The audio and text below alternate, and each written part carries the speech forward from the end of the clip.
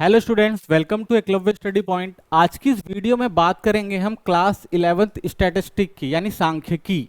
और इसके अंदर हम देखेंगे इम्पोर्टेंस जो भी हमारे टॉपिक्स हैं या जो भी हमारे क्वेश्चन आंसर बनते हैं मिड टर्म एग्जाम के लिए, उस पर डिस्कशन करेंगे। तो ये हमारी वन शॉट वीडियो होगी और इसके अंदर हम कोशिश करेंगे पूरा जो भी आपका सिलेबस है, जो भी थ्योरी का पार्ट है स्टैट्स के अंदर, सांख्यिकी के अंदर, उसे कवर करने का प्रयास करेंगे। ठीक है, चलिए आप हमारा टेलीग्राम चैनल है जो है वो ज्वाइन कर लीजिए, जो क्लास 11 ESP नाम से है। इसमें आपको हमारे चैनल से संबंधित जो भी PDF नोट्स है या इंपॉर्टेंट अपडेट्स हैं वो प्रोवाइड करा दी जाएंगी। ठीक है, चलिए तो पहले क्वेश्चन को देखते हैं। पहला क्वेश्चन जो हमारा है वो अर्थशास्त्र में सांख्यिकी का अर्थ और महत्व क्या है। ठीक है, क्योंकि ये जो पूरी बुक है हमारी वो सांख्यिकी के ऊपर है, तो सबसे पहला क्वेश्चन यही बनता है कि सांख्यिकी का अर्थ और महत्व क्या होता है। ठीक है, तो समझते हैं। देखिए, सांख्यिकी यानी स्टैटिस्टिक का अर्थ संख्यात्मक डेटा, यानी इसमें क्या किया जाता है, संख्यात्मक डेटा का संग्रह किया जाता है, उसका विश्लेषण किया जाता है और उसकी व्याख्या करी जाती है। ठीक है ना, और उसके बाद उसको प्रस्तुत किया जाता है।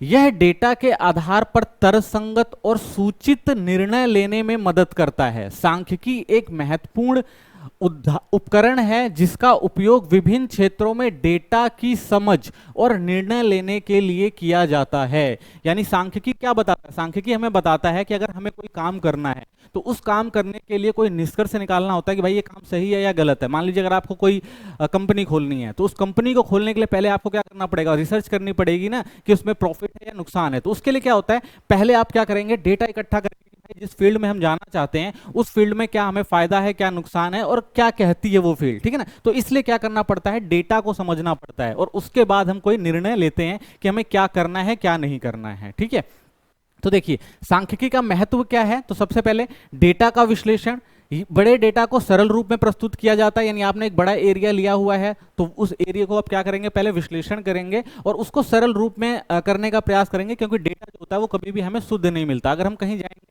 तो उसमें बहुत सारी कमियां मिल जाती हैं। सेकंड, निर्णय लेने, व्यापार, शिक्षा, विज्ञान, सरकारी नीतियों में मदद करता है। यानी हमें अगर किसी भी फील्ड में काम करना है, चाहे वो व्यापार हो गया, शिक्षा हो गया, विज्ञान हो गया या सरकारी नीतियां हो गई, तो उसमें हम क्या कर सकते हैं, जो डेटा हमारे पास आता है उसका विश्लेषण करके हम उस पर अच्छे निष्कर्ष पर पहुंच जा सकते हैं कि हमें क्या करना है क्या नहीं करना है। पूर्व अनुमान लगाया जाता है, भविष्य के रुझानों की भविष्यवाणी करता है, जैसे मौसम या बाजार। ठीक है ना, तो डेटा और क्या करता है भाई, पूर्व अनुमान लगाने का एक अच्छा स्रोत होता है। कोई चीज अगर कंटिन्यूअस होती रहती है तो हम डेटा के हिसाब से क्या कर सकते हैं, उसका पूर्ण अनुमान लगा सकते हैं। गुणवत्ता नियंत्रण, उत्पादकों और सेवाओं की गुणवत्ता सुनिश्चित करता है। यानी जो भी हम उत्पादन और सेवाएं दे रहे हैं उसको हम कैसे बेहतर कर सकते हैं, ये डेटा की मदद से हम समझ सकते हैं। अनुसंधान, वैज्ञानिक शोध में सटीकता को बढ़ाता है। यानी वैज्ञानिक जो होते हैं वो क्या करते हैं, कोई शोध करते हैं तो उनको क्या होता है, एक निश्चित अनुमान लगाना होता है। तो वो अनुसंधान में, शोध में जो भी उनके पास डेटा होता है उस डेटा को वो नोट करते जाते हैं ताकि भविष्य में क्या हो, उसको अनुसंधान करने में और ज्यादा मदद मिले।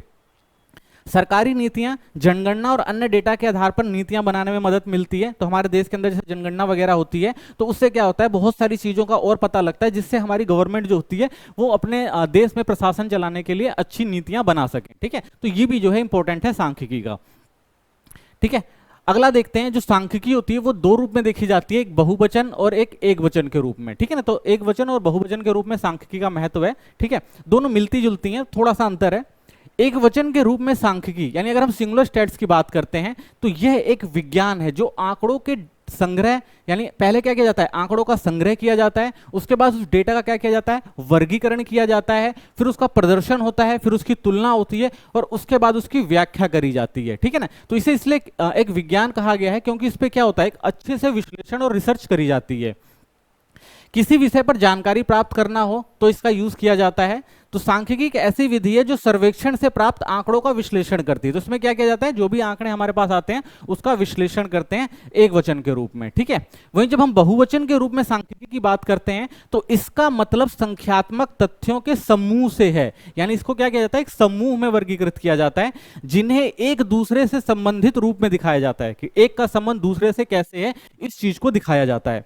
ये आंकड़े कई कारणों से प्रभावित होते हैं और विविधता को दर्शाते हैं, ठीक है ना। तो कई कारणों के आधार पर इनका विश्लेषण किया जाता है, ठीक है ना, और साथ ही विविधता को भी इसमें दिखाया जाता है। जैसे एक कक्षा के सभी छात्रों के अंक, ठीक है ना, तो इसमें विश्लेषण किया जाएगा भाई कि एक क्लास है, उसके अंदर छात्र हैं, उनके अलग अलग अंक आते हैं, कभी एक जैसे आते नहीं है, तो उनका विश्लेषण जो किया जाता है, तो वो जो होता है, यानी पहले क्या किया जाता है, समूह में लाया जाता है और उसके बाद एक दूसरे का क्या किया जाता है, विश्लेषण किया जाता है। तो इस तरह से बहुवचन के रूप में सांख्यिकी का इस्तेमाल किया जाता है, ठीक है। चलिए नेक्स्ट देखते हैं। तो बहुवचन के रूप में सांख्यिकी की विशेषताएं देख लेते हैं क्या क्या होती हैं, कई बार ये भी क्वेश्चन आता है। तो तथ्यों का समुच्चय यानी समूह में बनाया जाता है, इसे संख्यात्मक रूप में इसको व्यक्त किया जाता है, एक व्यवस्थित तरीके से एकत्रित किया जाता है, यानी कि अंक कौन सी क्लास में के कितने अंक हैं, ठीक है ना, कौन से सब्जेक्ट में कितने अंक हैं, तो इसको व्यवस्थित किया जाता है। एक पूर्व निर्धारित उद्देश्य के लिए एकत्रित किया जाता है, यानी पहले से निर्देश उद्देश्य होता है हमारा कि भाई हमें किस तरह से किस बच्चों पे कितना ध्यान देना है। अगर मान लीजिए कि स्कूल का डेटा लेते हैं तो उस उद्देश्य के हिसाब से उसको देखा जाता है। सटीकता का उचित स्तर होता है, तो इस पर सटीकता का ज्यादा ध्यान दिया जाता है। तुलना के लिए एक दूसरे से संबंध में रखे जाने योग्य होते हैं, यानी तुलना करना होता है कि भाई पहले कितने थे अब कितने हैं, तो इन सब चीजों की तुलना भी करी जाती है। विभिन्न कारणों से प्रभावित होता है, यानी और भी अगर कोई निष्कर्ष निकालना होता है तो भी हम क्या कर सकते हैं, बहुवचन के रूप में सांख्यिकी का उपयोग करते हैं, ठीक है ना। तो ये भी इंपॉर्टेंट है। आगे देखते हैं प्राथमिक डेटा और द्वितीयक डेटा के बीच में अंतर, ठीक है ना। तो ये इंपॉर्टेंट क्वेश्चन है, ये जो ज्यादातर पेपर में पूछा जाता है कि प्राथमिक डेटा क्या होता है और द्वितीयक डेटा क्या होता है, ठीक है। समझते हैं, तो देखिए अंतर समझिए। तो सबसे पहले समझते हैं कि प्राथमिक और द्वितीयक डेटा की परिभाषा क्या है। डेटा जो पहली बार शोधकर्ता द्वारा एकत्र किया जाता है, ठीक है। यानी मान लीजिए अगर आपको कहा जाता है कि भाई आप जाओ स्कूल के बच्चों का जो है वो डिटेल्स लेकर आओ, तो आप खुद जा रहे हैं उसको लेने के लिए और पहली बार उसको इकट्ठा कर रहे हैं, तो उसको क्या कहा जाता है, उसको प्राथमिक डेटा कहा जाता है। ये जो होता है पहले से एकत्र और उपलब्ध डेटा होता है, ठीक है ना, पहले से उपलब्ध है, यानी कि अगर आप जाते हैं किसी स्कूल का रजिस्टर उठाते हैं और उसमें से डेटा देख लेते हैं, तो ये क्या हो गया, ये द्वितीयक डेटा के अंदर आ जाएगा, ठीक है। तो स्रोत क्या होते हैं, सीधे स्रोत से, जैसे सर्वेक्षण और साक्षात्कार, ठीक है ना। अगर आप खुद जा रहे हैं किसी का इंटरव्यू ले रहे हैं, ठीक है ना, और आपने खुद डाटा इकट्ठा किया है, तो ये क्या होता है, ये सीधे स्रोत से प्राप्त होता है। ये अन्य स्रोतों से जैसे पुस्तकें हो गई, रिपोर्ट्स हो गई, तो इनके आधार पर क्या कर लिया जाता है, इसको कलेक्ट कर लिया जाता है। उद्देश्य क्या होता है, ये किसी विशेष उद्देश्य के लिए एकत्र किया जाता है। विशेष उद्देश्य मतलब कि हमें खुद पता लगाना है भाई कि कौन से बच्चे कैसे पढ़ रहे हैं, क्या कौन सी क्लास अच्छा कर रही है, कौन सी सेक्शन अच्छा कर रहा है, तो इन सब चीजों की जानकारी के लिए जो होता है एक विशेष उद्देश्य होता है, ठीक है। पहले से अन्य उद्देश्यों के लिए एकत्र किया गया था, तो ये पहले किसी ने इसका इस्तेमाल किया था और हम क्या करते हैं उसको लेकर और अपने हिसाब से उसको एडजस्ट कर लेते हैं, ठीक है। तो ये होता है। डेटा संग्रह करने में अधिक समय लगता है, तो इसके अंदर अवधि ज्यादा लगती है, क्योंकि आप जाओगे खुद एक एक बंदे से बात करोगे, ठीक है ना, और एक एक बंदे का डाटा लोगे, तो उसमें क्या होगा, टाइम ज्यादा लगता है। आसानी से उपलब्ध होता है, समय कम लगता है, यानी वहां पे आप गए, पहले से डाटा मौजूद था, आपने ले लिया, तो इसमें क्या होगा, समय भी कम लगेगा। ऐसे एकत्र करने की लागत अधिक होती है, क्योंकि आप खुद जा रहे हो, टाइम लगेगा, पैसा खर्च होता है।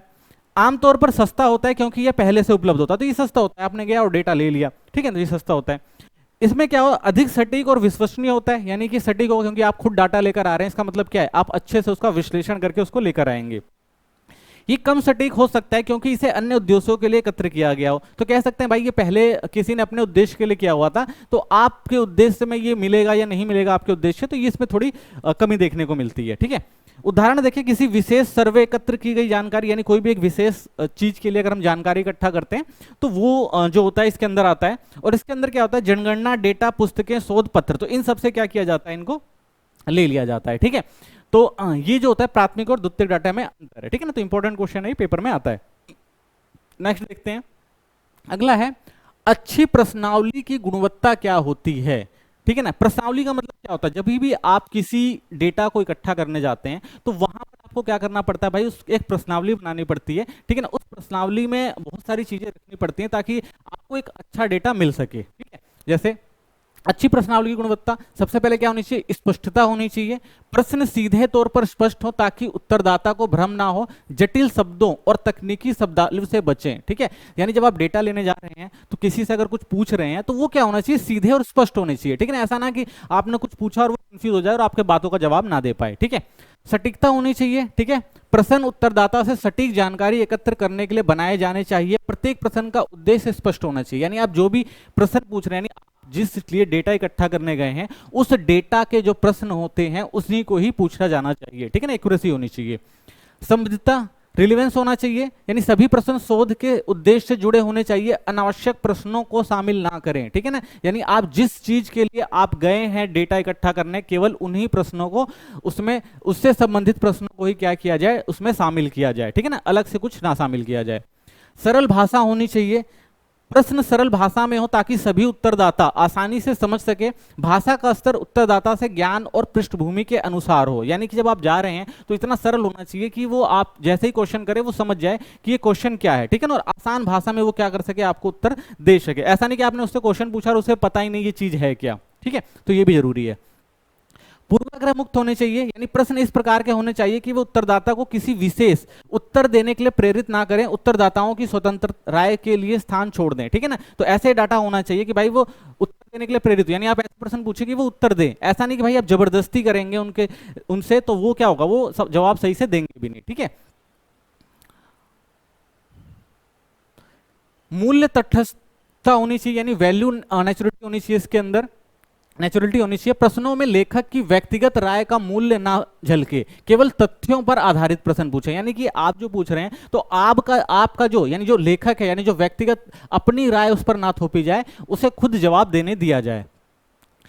व्यापकता और संक्षिप्तता होनी चाहिए, ठीक है ना, यानी प्रश्नावली व्यापक होनी चाहिए, यानी व्यापक तो होनी चाहिए, इसमें ज्यादा से ज्यादा जानकारी तो मिलनी चाहिए, लेकिन अनावश्यक रूप से लंबी नहीं होनी चाहिए। प्रश्न कम लेकिन महत्वपूर्ण और शोध के उद्देश्य से संबंधित हो, ठीक है ना। तो यानी प्रश्न तो जो वाजिब प्रश्न वो तो पूछे जाने चाहिए, लेकिन अनावश्यक और ज्यादा प्रश्न नहीं होने चाहिए, ठीक है, और लंबी प्रश्नावली नहीं होनी चाहिए, नहीं तो क्या होगा, जिससे आप लेने जाएंगे सवालों के जवाब, वो देने में आनाकानी भी कर सकता है, ठीक है ना। तो और शोध का उद्देश्य महत्वपूर्ण होना चाहिए, यानी शोध से संबंधित उद्देश्य, उसी उद्देश्य से संबंधित जानकारी इकट्ठा करनी। लचीला प्रारूप हो, यानी प्रश्नावली में खुली और बंद दोनों प्रकार के प्रश्न शामिल हो सकते हैं। उत्तरदाताओं को अपनी राय व्यक्त करने के लिए कुछ प्रश्न खुले हों, यानी कि अगर आपको लगता है भाई आपने प्रश्नावली में, अगर आप चाहते हैं कि भाई वो भी कुछ जवाब दे, कि जैसे कि मान लीजिए भाई कि अगर आपने उनसे प्रश्न पूछा कि भाई क्या सफाई पे ध्यान देना चाहिए कि नहीं देना चाहिए, तो वो अपनी राय देगा, ठीक है ना। तो इस तरह से जो उसके अंदर होना चाहिए, लचीला होना चाहिए। क्रमबद्धता, प्रश्नों का क्रम तार्किक हो ताकि उत्तरदाता स्वाभाविक रूप से उन्हें समझ सके और उत्तर दे सके। कठिन प्रश्नों को बाद में रखें और आसान प्रश्न पहले रखें, ठीक है, यानी तार्किक होने चाहिए, यानी एक क्रम में होने चाहिए, ठीक है ना, सीक्वेंस होने चाहिए, पहले नाम पूछिए, उसके बाद उम्र पूछिए, ठीक है ना, उसके बाद क्या करते हैं ये पूछिए, तो ऐसे होने चाहिए, यानी क्रम में होने चाहिए। ऐसे नहीं कि आप जाते ही पूछ लें आप कितना कमाते हैं, तो ठीक है ना, तो इससे क्या होती है, समस्याएं होती हैं, ठीक है ना। तो समझ के उत्तर दें, कठिन प्रश्नों को बाद में रखें, ठीक है ना, तो कठिन प्रश्न को बाद में रखें, क्योंकि अब जब धीरे धीरे आपके प्रश्नों का उत्तर देने में आदी हो जाएगा तो कठिन प्रश्नों का भी जवाब आसानी से दे सकता है।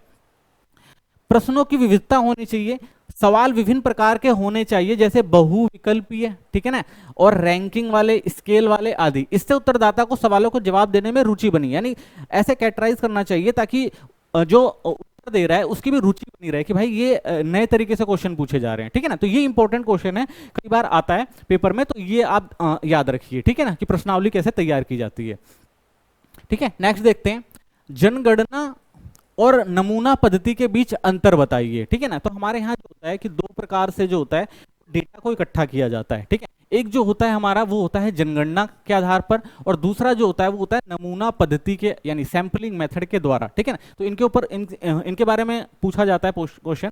तो समझिए, सबसे पहले परिभाषा क्या है, पूरी जनसंख्या से डेटा एकत्र करना। तो जनगणना या सेंसस जो होता है, इसमें क्या होता है हमारे ये एक बहुत बड़ा विजन होता है, एक गवर्नमेंट जो होती है वो 10 साल के अंदर जो है पूरी जनगणना करवाती है, ठीक है ना। तो उस 10 साल के अंदर हमारे देश के अंदर क्या क्या हुआ, कितनी जनसंख्या बढ़ी, प्रति व्यक्ति आय क्या हो गई, लिंग अनुपात कितना बढ़ा, तो बहुत सारी चीजों को इसमें संकलित किया जाता है। तो एक बड़ी परियोजना होती है, ठीक है ना। तो इसमें क्या किया जाता है, पूरी जनसंख्या से डेटा एकत्र किया जाता है, जनसंख्या के एक हिस्से से डेटा एकत्र किया जाता है, ठीक है ना। तो सैंपलिंग में क्या होता है, इसमें पूरी जनसंख्या नहीं है, कहीं से कुछ थोड़े बहुत जो सैंपल उठा लिए और उसी के आधार पर जो है डेटा तैयार कर दिया जाता है।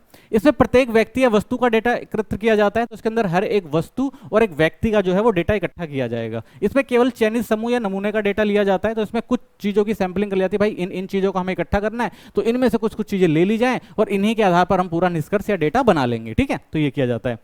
महंगी और समय लेने वाली प्रक्रिया है, क्योंकि एक एक व्यक्ति और एक वस्तुओं का डेटा लिया जा रहा है, तो टाइम तो लगेगा ही इसके अंदर।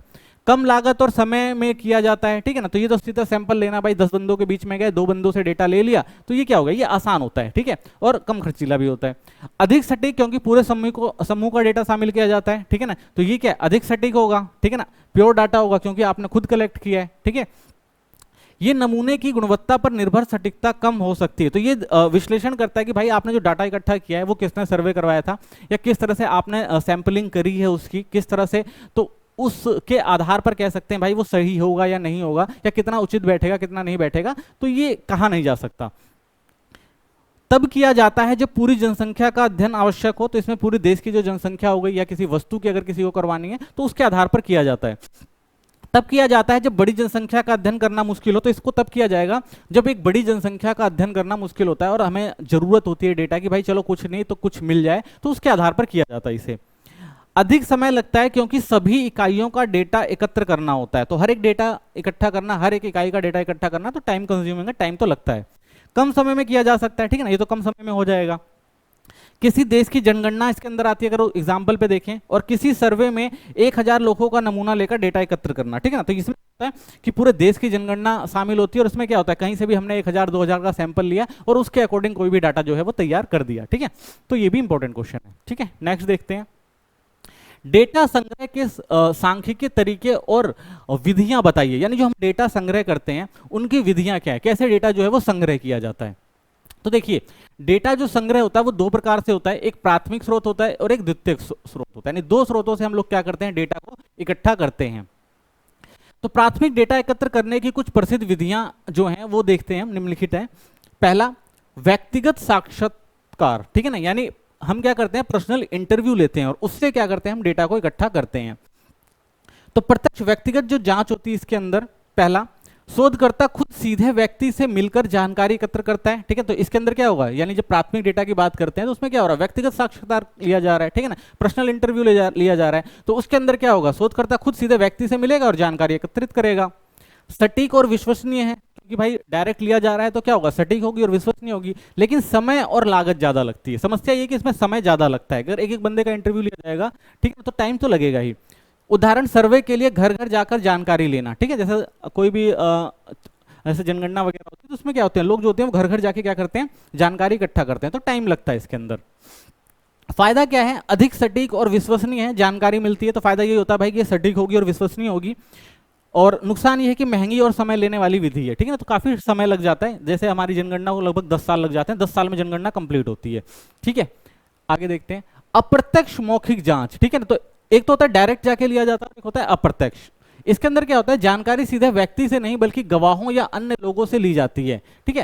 और क्या होता है, सरल और सस्ता तरीका है, लेकिन जानकारी गलत भी हो सकती है, पुलिस गवाहों से जानकारी जैसे ले लेती है, ठीक है। तो अप्रत्यक्ष मौखिक यही होता है भाई कि अगर कोई घटना है या कोई भी अगर चीज कोई भी अगर हमें डेटा लेना है तो हम क्या जाएंगे, हम एक गली में जाएंगे और उस गली में क्या होगा, आसपास के जितने भी घर हैं उनसे क्या करेंगे, हम डेटा पूछ लेंगे और वो जानकारी दे देंगे। लेकिन उसका नुकसान ये हो सकता है कि भाई कि जरूरी नहीं है कि वो जो जवाब जो वो सही दिया जाए, ठीक है ना। ऐसे जैसे होता है पुलिस होती है वो क्या करती है कि कोई भी जानकारी लेनी होती है तो वो क्या करती है, वो गवाहों से लेती है, लेकिन क्या वो हमेशा सही होती है, नहीं, उसमें नुकसान भी होता है। फायदा ये होता है, देखो, तेज और कम लागत वाली होती है, ठीक है ना, कि सीधे गए और ले लिया जो भी जानकारी लेनी थी। नुकसान, जानकारी की सटीकता संदिग्ध हो सकती है क्योंकि ये दूसरे व्यक्तियों के माध्यम से प्राप्त होती है, ठीक है, तो सटीकता की जो होती है वो थोड़ी कमी इसके अंदर देखने को मिलती है। स्थानीय स्रोतों से जानकारी, इसमें क्या होता है, स्थानीय संवाददाताओं या स्रोतों के माध्यम से जानकारी जुटाई जाती है, बड़े क्षेत्रों के लिए उपयोगी है लेकिन संवाददाता की सटीकता पर निर्भर है। तो ये इसमें क्या होता है, संवाददाता होते हैं यानी जो इन्फॉर्मेशन वाले लोकल सोर्स ऑफ एरिया होते हैं ना, जैसे आपने न्यूज़ में देखा होगा, सोर्सों से पता लग रहा है, यानी हर क्षेत्र में क्या होते हैं, उनके सोर्स होते हैं और उन सोर्सों से वो जानकारी इकट्ठा करते हैं। लेकिन वो स्रोत हमेशा जो होते हैं वो सही हो जाएं ये नहीं कहा जा सकता, ठीक है, लेकिन फिर भी ये है कि भाई एक बड़े क्षेत्रों को कवर करने के लिए, ठीक है ना, इस पे हम क्या करते हैं, भरोसा करते हैं, ठीक है। उदाहरण जैसे समाचार संवाददाताओं से खबरें लेना, ठीक है ना, तो खबरें जो हम देखते हैं पूरे देश दुनिया की खबरें आती हैं, तो वो क्या होती हैं, जो लोकल सोर्स होते हैं हर जगह पे होते हैं, वहां पे जो भी इंपॉर्टेंट न्यूज़ होती है वो क्या करते हैं, पहुंचाते हैं स्टूडियो तक, तो इस तरह से लिया जाता है जानकारी।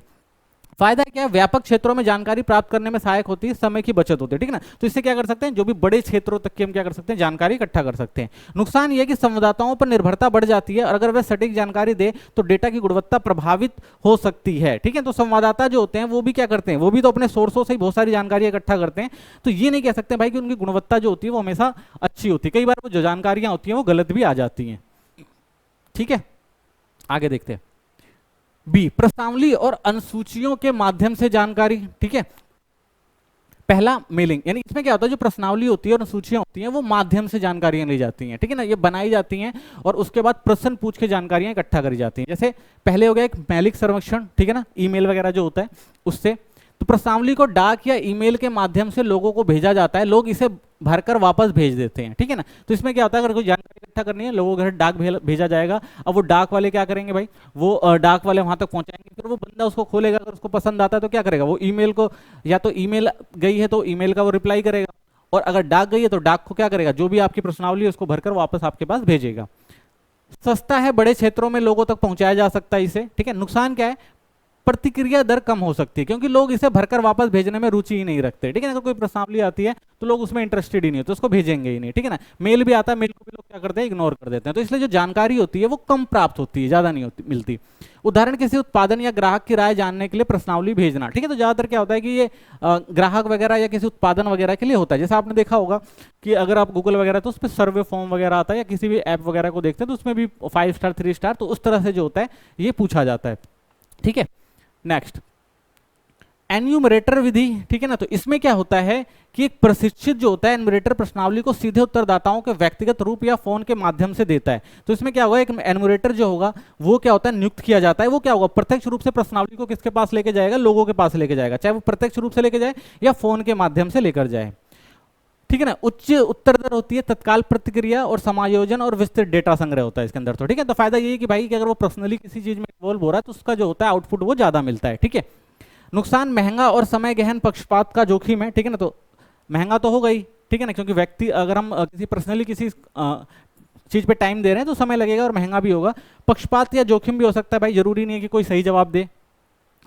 एनुमरेटरों को अच्छी तरह से प्रशिक्षित करें, प्रश्नावली का परीक्षण करें और भरोसेमंद संबंध स्थापित करें, ठीक है ना। तो इसमें क्या होता है, उनको प्रशिक्षण देना पड़ता है, उनको अच्छे से प्रश्नावली वगैरह बनानी पड़ती है, बताना पड़ता है कि भाई किस तरह से आपको डेटा इकट्ठा करना है और कौन से सवाल पूछने हैं और क्या चीज करना है, ठीक है। तो खर्चीला थोड़ा होता है, लेकिन ये भी एक विधि है डेटा इकट्ठा करने की, ठीक है।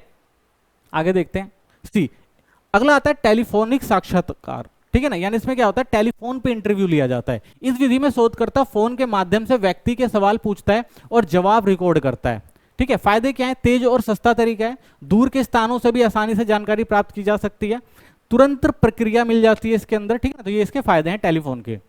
नुकसान क्या है, इसमें सीमित जानकारी मिल सकती है क्योंकि बातचीत ज्यादा लंबी नहीं हो पाती, सभी लोग फोन पर जवाब देने में रुचि नहीं रखते, ठीक है। यानी कई लोग जो होते हैं वो फोन लिया हाँ ना करके फोन काट देंगे, पूरी जानकारी भी नहीं देंगे। तो बहुत कम लोग होते हैं जो पूरी जानकारी देते हैं, ठीक है ना। तो इसके फायदे और नुकसान है।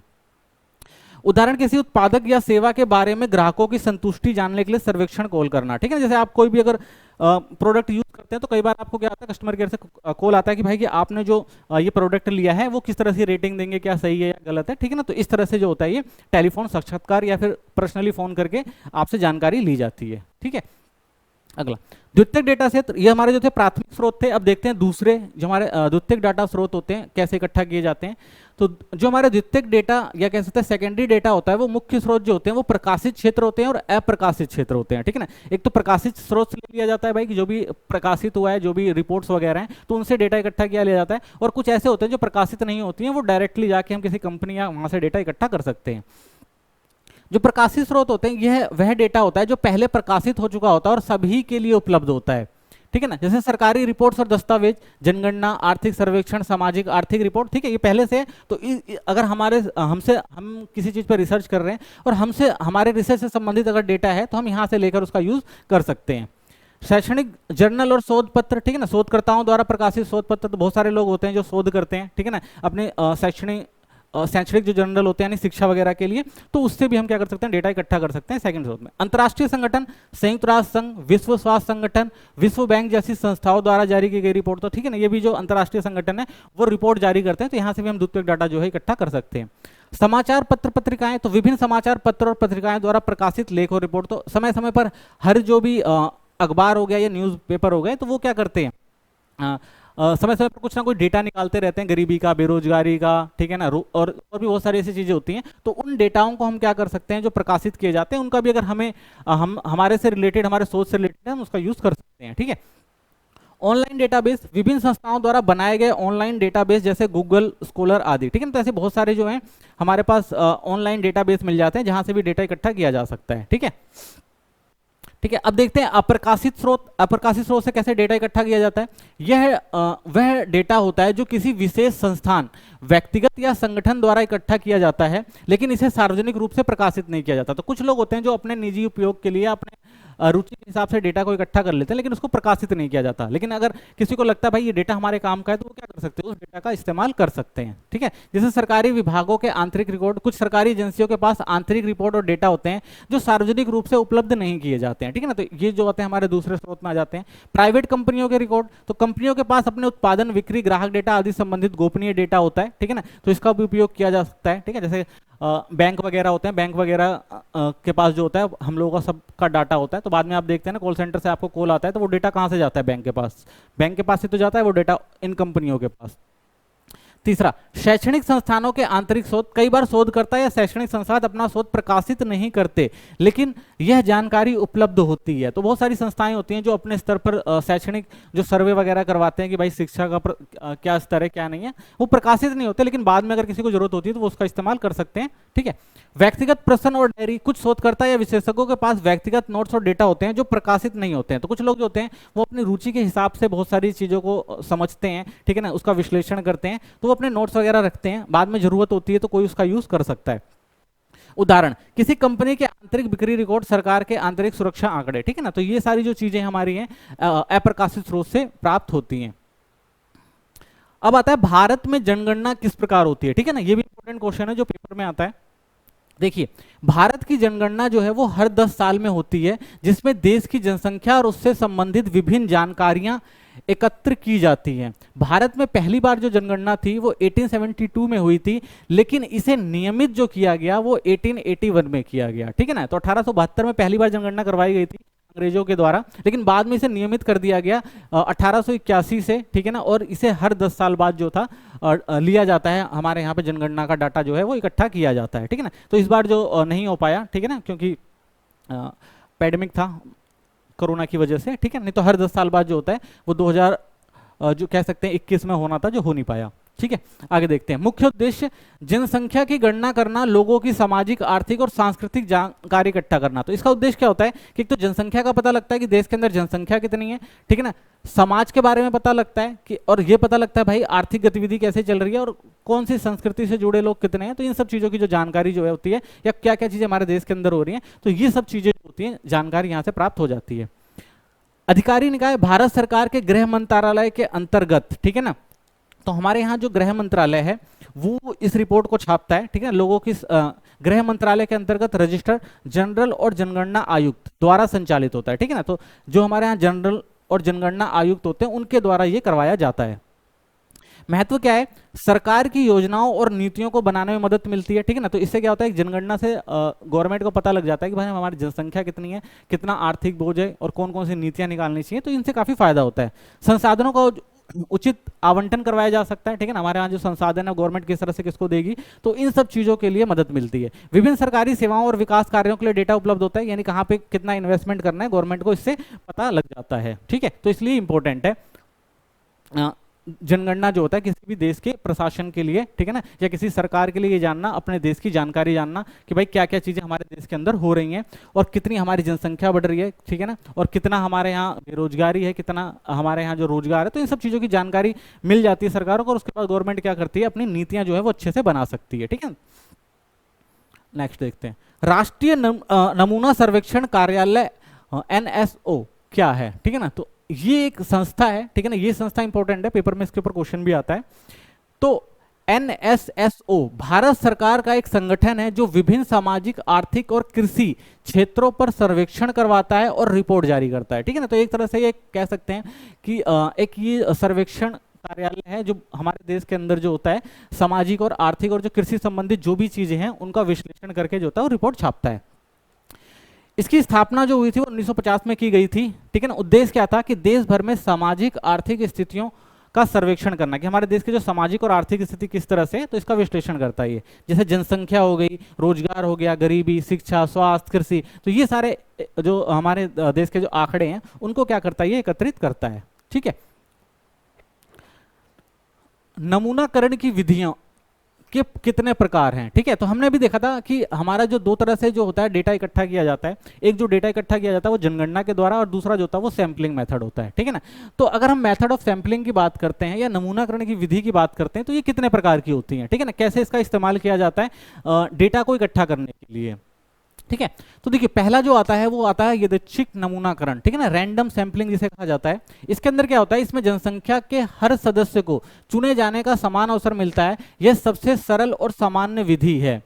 कैसे काम करता है, व्यक्तियों का चयन पूरी तरह से यादृच्छिक होता है। इसे नामों को एक बर्तन से निकालना, ठीक है, या कंप्यूटर द्वारा नंबरों का चयन करना। तो इसके अंदर क्या होगा भाई, एक तरह से कहते हैं एक अगर मान लीजिए 100 लोगों से कोई डेटा इकट्ठा करना है तो 100 लोगों को इकट्ठा ना करें, क्या करेंगे, देख लेंगे भाई कि 4 लोग बैठे हुए, 4 लोगों को उठा लेंगे, भाई आपसे हमें सवाल पूछना है, और उससे सवाल पूछ के क्या करेगा, डेटा इकट्ठा कर लिया जाएगा, ठीक ना। और एक सिंपल सा उदाहरण देखें तो मान लीजिए 10 बंदों के नाम डाल दिए गए एक बर्तन के अंदर, उसके अंदर हाथ घुमाया गया और उसके बाद जो जिस बंदे का नाम आ गया तो उससे जो डेटा इकट्ठा कर लिया गया। तो इस तरह से किया जाता है। तो इसके अंदर वही होता है उदाहरण, 1000 लोगों की सूची में से 100 लोगों को यादृच्छिक रूप से चुन लेना, ठीक है ना, और डाटा तैयार कर लेना। स्थिरीकृत नमूनाकरण, ठीक है ना, स्ट्रैटिफिक सैंपलिंग जो होती है हमारी, जनसंख्या को समूहों या स्तरों जैसे उम्र, लिंग या समूह में विभाजित कर दिया जाता है और प्रत्येक स्तर से आनुपातिक रूप से नमूने लिए जाते हैं, ठीक है।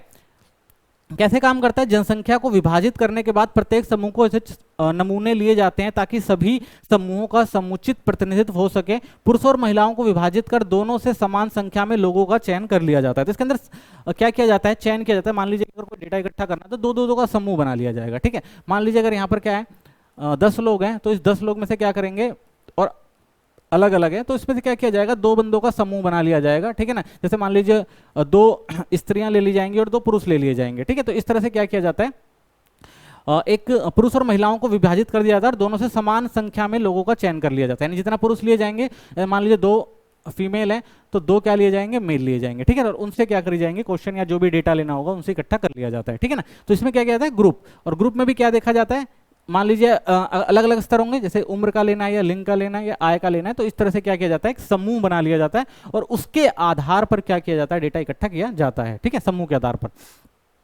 नेक्स्ट देखते हैं, कोटा नमूनीकरण जो होता है हमारा, इसमें विभिन्न उप समूहों से एक निश्चित संख्या या कोटा के अनुसार व्यक्तियों का चयन किया जाता है, लेकिन यथोचित रूप से नहीं। कैसे काम करता है, शोधकर्ता विभिन्न उप समूहों या अनुपात तय करते हैं और उस अनुपात से लोगों की जानकारी इकट्ठा करते हैं, ठीक है। तो इसमें अनुपात इस्तेमाल किया जाता है, जैसे 50 पुरुष हैं और 50 महिलाएं, गैर यथोचित रूप से चयन किया जाता है। तो इसमें 50 पुरुष और 50 महिलाओं को क्या किया जाएगा, एक अनुपात, एक बड़ी जनसंख्या में से क्या किया जाएगा, 50 पुरुष और 50 महिला को, ठीक है ना। तो इसमें क्या किया जाएगा, यथोचित नहीं किया जाएगा, ऐसे ही डेटा को, ऐसे ही लोगों को इकट्ठा कर ले लिया जाएगा और 50 में से क्या कर लिया जाएगा, उनका चयन करके और उसके आधार पर जो है वो डेटा इकट्ठा किया जाता है। उद्देश्यपूर्ण नमूनीकरण, इसमें क्या होता है, इस निर्णयात्मक नमूनीकरण भी कहा जाता है। इसमें केवल उन व्यक्तियों का चयन किया जाता है जो शोध के लिए सबसे उपयुक्त या प्रासंगिक होते हैं। यानी पहले से क्या होता है, उद्देश्यपूर्ण होता है नमूनाकरण। इसमें क्या होता है, पहले से पता होता है भाई कि कौन से जो हमारे लिए इंपॉर्टेंट है और उनसे क्या होता है, डेटा इकट्ठा किया जाता है।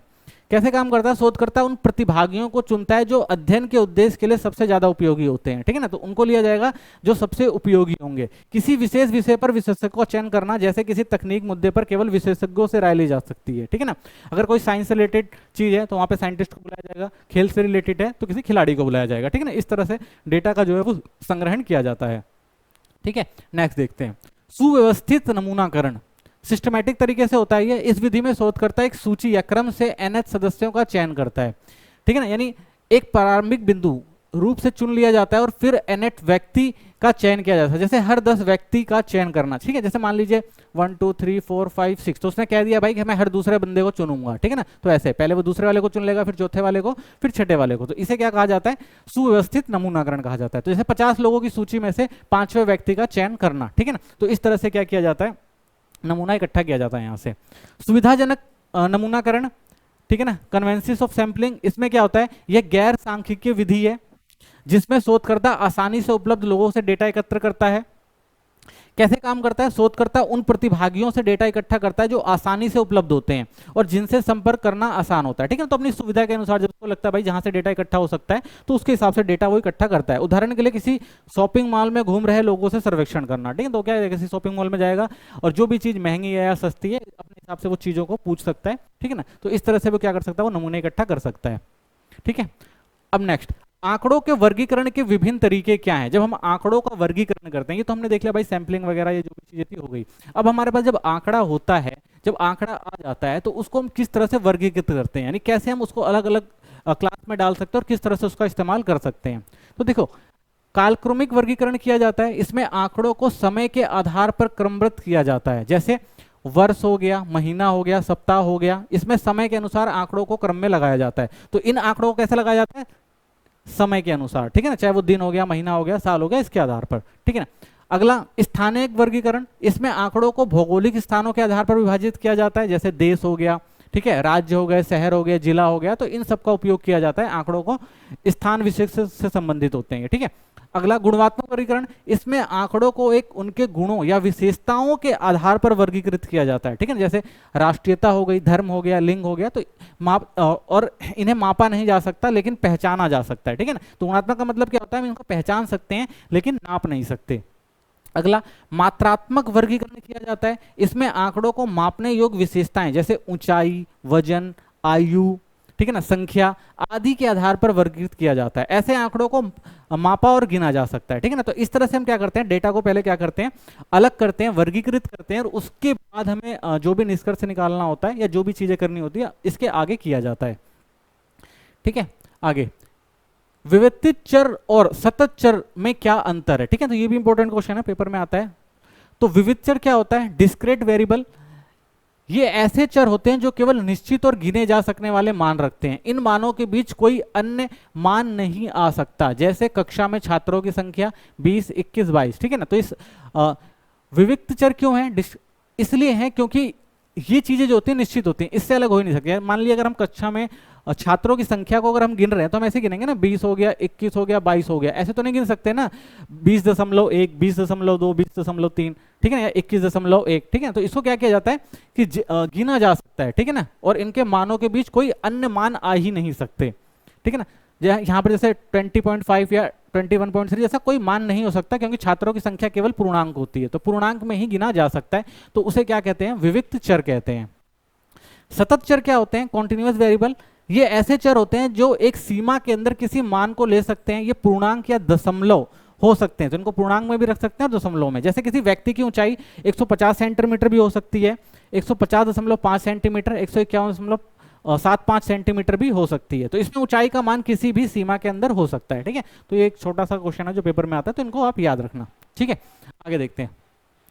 देखिए, जब हम सांख्यिकी की बात करते हैं और सांख्यिकी में हमें बहुत सारी चीजों को क्या करना पड़ता है, वैल्यू रखनी पड़ती है, टेबलाइज करना पड़ता है उनको, ठीक है, या उनके न्यूमेरिकल्स वैल्यू निकालनी पड़ती है, या बहुत सारे चित्र वगैरह भी बनाने पड़ते हैं, ठीक है। तो ऐसे जब सांख्यिकी को पढ़ते हैं तो उसमें कुछ ऐसी चीजें होती हैं जो बार बार रिपीट होती है, उनको व्यवस्थित करना होता है। तो उनको व्यवस्थित करने के लिए क्या किया जाता है, कुछ शब्दावलियों का इस्तेमाल किया जाता है, इनको समझना जरूरी है, ठीक है। जैसे बारंबारता वितरण, बारंबारता क्या होता है, आंकड़ों को वर्गीकृत करने का एक तरीका है जिसमें विभिन्न मानों को विभिन्न वर्गों के वितरण को दर्शाया जाता है, ठीक है। जैसे देखिए, ये रहा 150 से 55, ठीक है ना, 155 से 60, तो ये क्या होता है, ये फ्रीक्वेंसी होती है, ठीक है ना, इसे फ्रीक्वेंसी कहा जाता है या बारंबारता कहा जाता है। यानी इनके बीच में बहुत सारा डेटा होता है और उन डेटा को सुव्यवस्थित ढंग से व्यवस्थित करने के लिए क्या किया जाता है कि ऐसे बना के और इसके अंदर जो होता है, जो भी डेटा होता है उसके आधार पर हम कुछ ना कुछ जनरेट कर सकते हैं, ठीक है। जैसे अगला देखिए, वर्ग क्या होता है, मानों के एक निश्चित समूह होते हैं, ठीक है ना, जैसे 0 से 10, 10 से 20, 20 से 30, ये सब चीजें रखी जाती हैं, ठीक है। वर्ग सीमाएं पूछता है, वर्ग सीमाएं क्या होती हैं, तो एक वर्ग की दो सीमाएं होती हैं, निम्न सीमा वर्ग का न्यूनतम और उच्चतम, ठीक है। जैसे ये देखिए, ये हो गया हमारा क्या है, 10 जो हो गया वो न्यूनतम हो गया और 20 जो हो गया वो उच्चतम हो गया, ठीक है ना। तो इस तरह से वर्गांतर क्या होता है, क्लास इंटरवल क्या होता है, तो वर्ग की ऊपरी और निम्न सीमा के बीच का अंतर, ठीक है ना, ऊपर और बीच के बीच में जो अंतर है उसे क्या कहा जाता है, उसे कहा जाता है वर्ग अंतराल यानी क्लास इंटरवल।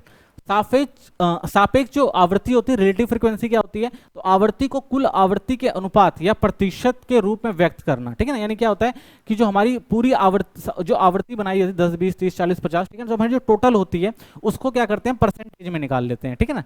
तो टोटल को हम क्या करेंगे, नीचे रखेंगे, जो हमारी सापेक्ष आवृत्ति उसको ऊपर रख के डिवाइड कर देते हैं और इनटू कर देते हैं 100 से, ठीक है। तो इसको क्या कहा जाता है, इसको कहा जाता है रिलेटिव फ्रीक्वेंसी। उसके बाद आता है वर्ग आवृत्ति, क्लास फ्रीक्वेंसी। तो किसी वर्ग में शामिल होने वाले आइटम्स की संख्या, ठीक है ना। यानी कि हम जैसे मान लीजिए कि ये एक वर्ग अंतराल और इसके अंदर कितने 10 विद्यार्थी आते हैं, इसे क्या कहा जाता है, इसे कहा जाता है वर्ग आवृत्ति, क्लास फ्रीक्वेंसी। यानी कि इस डेटा के बीच में कितने विद्यार्थी, यानी अगर हम बात करते हैं 150 से 155 सेंटीमीटर के बीच कितने विद्यार्थी हैं, तो 10 विद्यार्थी हैं, ठीक है ना। तो इसको इस तरह से समझा जाता है। मध्य मूल्य क्या होता है, मिड वैल्यू क्या होती है, वर्ग का मध्य बिंदु जो निम्न वर्ग और उच्च सीमा को 2 से भाग देकर प्राप्त किया जाता है, इसे वर्ग सीमा। यानी हमें क्या होता है, जो हमारा ऊपर लिमिट होती है और जो नीचे वाली लिमिट होती है, उन दोनों को क्या करते हैं प्लस करके और 2 से डिवाइड कर देते हैं, तो हमारी क्या आ जाती है, मिड वैल्यू आ जाती है, ठीक है।